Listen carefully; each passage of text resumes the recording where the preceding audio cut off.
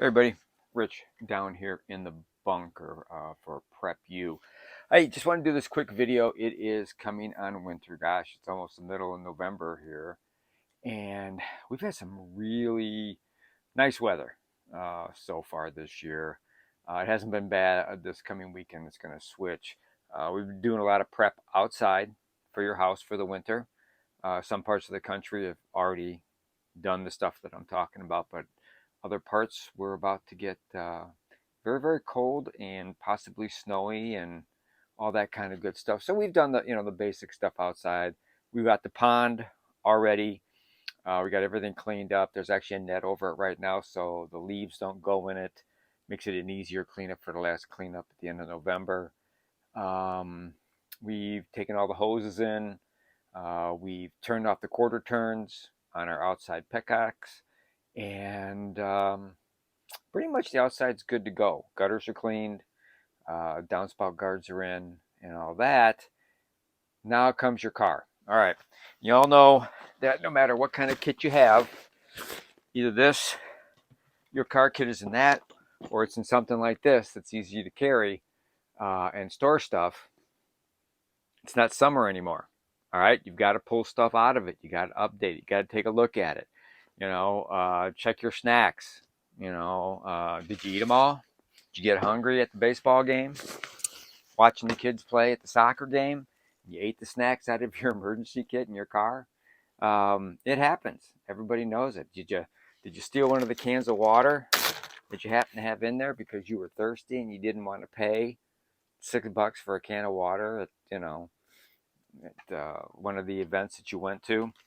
Um, but yeah, so now is the time to switch out. Another reason I'm switching out is I brought these in to look at it, but I'm also getting together, putting a kit for an individual that wanted it for Christmas. And that's a great idea.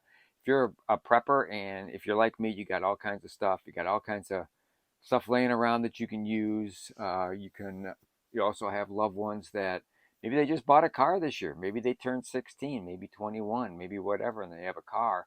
They don't live at home anymore or whatever the reason, but they need a car kit. What a great Christmas gift. Take the same list that we used. You can go to our playlist and look under bags, I think, the playlist. I don't know what number it is, but you can find, the list for that. There's a video on what I carry in my car. That's another good thing. Another video, the 5 things that you should always carry, and the 5 things you should always carry, plus 2 or 3 other items. That should also be in your glove box, your briefcase, your backpack, wherever you go. Those items should be in there. Check out those videos. Um, but we are switching out some of the stuff out of our bags. We are double checking our first aid kits to make sure everything's in our first aid kits. Uh, as we talked about in a couple of the other videos about um, food and how long they last and how long the best buy dates are. Remember in a couple of the videos we talked about cans, and the size of the can matters, whether it's dented, rusted, or whatever matters how long that stuff is good for. That's why you never buy dented cans. Um, and you want to make sure the one thing that you have to be very careful with on your dates is antibiotics. All right. So when you check your first aid kits in your car, in your backpack, in your go bag, double check the dates on all your antibiotics. Spices and stuff like that, they last, pretty much forever as long as it's cool and dry and stuff like that. Now, the potency may not be there. You might have to add a few more pepper flakes, or you might have to add a little bit more, cumin or whatever, to what you're cooking. But spices pretty much last for a long time. We talked about that in another video. But what I want to talk about here is the stuff we're pulling out of our kits. Some of the things we're going to pull out of, and we already know that in one of our videos, the water video, you don't have water in plastic anymore in your car. Hot, cold, hot, cold, hot, cold, hot, cold. That plastic starts to degrade. All right. Aluminum. Aluminum is what you want. This is your emergency water. But guess what? What did we find out last winter? These will still break open, the seal across the top, or it will pop top. All right, it will freeze. That's why what I always do is it's always double bagged. Okay, and there's always 3 or 6 in the car at all times, and I kind of rotate it. You know, as I use the stuff that's in the house, I'll pull the stuff out of the car and use it back and forth. But this water will stay safe since it's in aluminum. If it gets 110 in your car and then goes back down to say 60 or 70 at night or whatever, even warm, you can still use that water. You can still drink that water. But it's time to get it out of your car. If you've got water in Mylar bags, okay. I've had them freeze over the winter and never had a problem. But, and they haven't come in yet, but I've ordered, these are specific Mylar bags like this that are designed for the water to freeze, stay frozen, and then thaw out, and nothing happens to the Mylar bag. And those are guaranteed to do that. All right. These don't say anything about that. All right. And these are good for about 5 years. You know, there's a date on the back. When it gets close, I just open them up and drink them, you know, for the heck of it. But you can keep these in the car or don't keep them in the car. That's up to you. Never had a problem with these cans. I have had a problem. Obviously, if you are saying, well, Rich, since it's cold outside, we could just put the plastic ones. We don't have to worry about the chemicals leaching. Yeah, but you have a true concern about them, you know, breaking open, because when water freezes, it expands. It's in a sealed vessel and it's going to crack and then it's going to thaw out.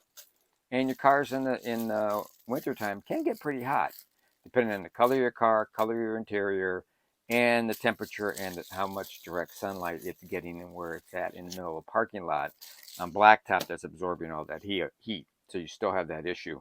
So that's got to come out. If you keep stuff like bug spray, all right, bug spray should come out because, you know, some of it freezes, some of it doesn't freeze, but I'm sure the potency of it, especially this stuff that it's all DEET free and safe for you if you're allergic to stuff like that, it should come out of your vehicle. Besides, I don't think you really have to worry about mosquitoes, although I have heard that if it's warmer than freezing, mosquitoes can come out. Never seen them. I've seen them in the 40s, but I haven't seen them, you know, below, you know, mid 40s or anything like that. So that's the kind of stuff you want to get out of there. Sunscreen.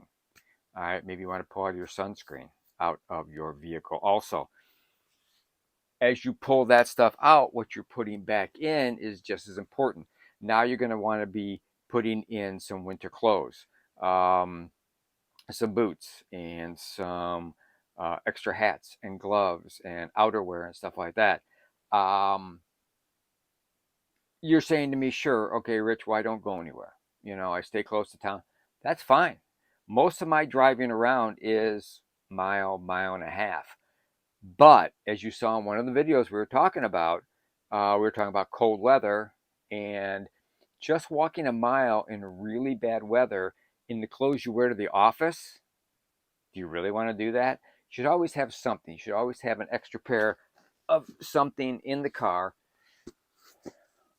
These are my hiking boots. You guys are sharp and can see that. Philmont, New Mexico. These are boots, and I wear these in the summertime and go on hikes with the dogs and stuff like that. Just keep them so they're pliable. But I keep these, not these in the car, but these are available for when I go to the range. If I go outdoor shooting in the middle of winter, range is about 45 minutes away and it's out in the country. If I go to my son and daughter-in-law's and granddaughter's house, these, along with this, goes in my car. This is also my ski kit, okay? There's all kinds of stuff in here to go skiing with. It's just easy to grab and go because no one wants to bundle up in their ski clothes as they head to the ski hill or snowboarding hill if you're a snowboarder. I'm not. I probably kill myself. So that you want to add. And I've been looking for this forever. This is a 2-shovel kit that I found at Sam's. No, they're not a sponsor. They could be if they wanted to. I don't have any sponsors. Lots of subscribers. Speaking of which, if you're not a subscriber, now's the time to subscribe. There's a little balloon right there that says, please subscribe. Over here it says, ring that bell. Please do that, and please comment on this video. Anyhow, so this is really nice. You can see small, medium, and large. All depends on how you put the handle. And this is good for dirt, sand, or snow. So if you get stuck. And add this with a container of sand and cinders or salt or whatever, you should be pretty good. All right. Sand and cinders is probably the best, better than salt even. But there you go. It's a nice little 2-pack. Comes in 2-pack because most people today have 2 cars. So that's why that's a great thing to have. Finally found them at Sam's. I was just looking at Christmas stuff, and there they were at Sam's. So I bought those. But like I was saying, now's the time to put into your car stuff for the winter. If you dress for the winter wherever you go, then I wouldn't worry about it. You don't need an extra pair of boots. You don't need, a heavy coat or snow pants or whatever. If you have all that stuff, you don't have to worry about it. If you're like me, unfortunately, thank God they don't smell, but my feet sweat in the winter. So that's why I wear liners and then good wool socks along with, whatever shoes or boots or anything that I'm wearing. But if I'm going any distance, there are at least some type of waterproof boots in my car. They might be short. They might be like 3/4 boots, but I can stuff my pants in them and I can get home if I have to walk. Like that video I showed you about when my car was down and I had to walk to school and I had to walk back to school, not back from school. Now it's only 2.5 miles. It was cold that day and it was snowy that day. Sunglasses. Also, make sure that your kit has a pair of sunglasses. I don't care if you use a backpack, which is kind of nice because if you want to take it with you, you have to hike.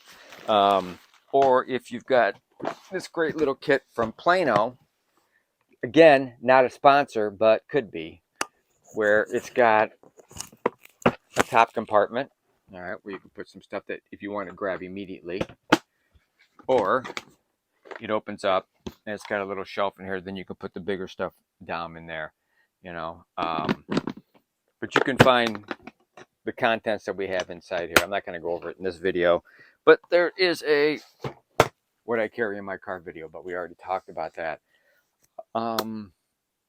So yeah, getting your car ready. What are some of the other points that you want to make sure about your car? You never, ever go below half a tank, all right?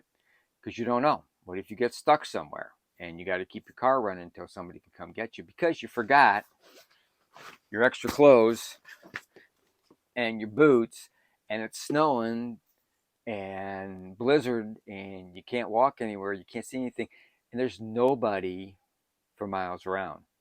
Got to keep that vehicle running. So I know what you're going to say. Well, I'll call AAA. I'll call State Farm. I'll call Allstate. I'll call whoever and come pick me up. I'll text my daughter. I'll text my son. You could, but what if they can't get to you? So you got to have fuel in your car, at least to make it, a couple hours. Also, make sure your tailpipe is free. You don't want it to back up and, stay nice and toasty warm and die of carbon monoxide poisoning, because you'll never know it. You'll just fall asleep and that'll be the end of it. And they'll find you in the morning, or maybe not, maybe the next day or 2 days later. Depends on how much it snows and where you live. Always make sure that you got at least a half, better, no less than 3/4 of a tank. It's a great way of doing it, because it's also, if your car gets down too low, car gas tanks, they start to accumulate crap. Because when you go to the gas station and they're putting more gas into the big underground tanks, they stir up all the crap that's inside the underground tanks, and of course that ends up inside your tank. And even though you got filters, and it's going to gum up the filters. But anyhow, I digress. So that's another tip. Another thing you want to make sure is that you have all pertinent phone numbers in your phone or with you at all times. You also want to have something to protect you, some personal device, whether it's a firearm, a baton, or a knife, or whatever. Make sure you have that in your car, and good flashlights, really good flashlights with extra batteries. That's really, really important. Um, and some cars, especially the nicer cars today, will give you, and your phones will do it also too, give you your coordinates that you can, if you can get out and somebody can, if they don't know exactly where you're at. That's why it's also very, very important to be aware of your surroundings. And you say, oh, look, there's another mile marker. 35 years on the fire department. That was the biggest thing that you could tell us if you had any idea what mile marker you were at on what highway you were at. We found you a lot quicker. So always be aware of your surroundings at the same time. So there you go for your vehicle. It is winter switch out time. Make sure you get the good stuff in your car. And I know there's other stuff that you can come up with that you should have ready in your car also. If you do, hey, jot me a note, send me a comment. Hey, if you like this video, please like it, hit that little like button. If there's something else that you want others to know about that is a good idea to keep in your car, send a comment. It'll be in there. But yeah, so if you take care of your car will take care of you. Oh, other thing, change your windshield wipers. All right, get your oil changed. Get your car ready because, like I said, if you protect your car will protect you. So that's really about it for today. Just as more of a reminder, we didn't go into particulars about different stuff that you should carry with you because you know what you should carry with you. You can also go back and look at some of our videos about bags and different things. And, you know, I believe in a redundancy. So even though my everyday carry and my get home bag has first aid stuff in it, the car has first aid equipment. Even though my everyday carry and my get home bag has, you know, paper and pencil. This has paper and pencil. You know, it's redundancy over and over again. Even because I have water in one bag, I have water in another bag. So because you might not be able to carry all the bags, or you may have forgot the bag that day, and now you're down to your car bag, and that's all you got, and that's when something happens. So that's it. I'm gonna finally say goodbye because I'm rambling here, only to help you and help protect you and your family and everybody else. So always be aware of your surroundings, no matter where you are at work, play, vacation, hanging out in the backyard. Know what's going on. Keep enough food on hand for at least 3 to 6 months and maybe even more food for whatever might happen, anywhere from a horrible snowstorm to earthquakes to a loss of employment and the inability to buy food down the road if there isn't food in the supermarkets. And please prep like your life depends on it because it really does. We all know that. Um, and that's it. Don't forget to subscribe. We really appreciate it. We love you, subscribers. You're absolutely fantastic. Thanks so much. We'll see you next time.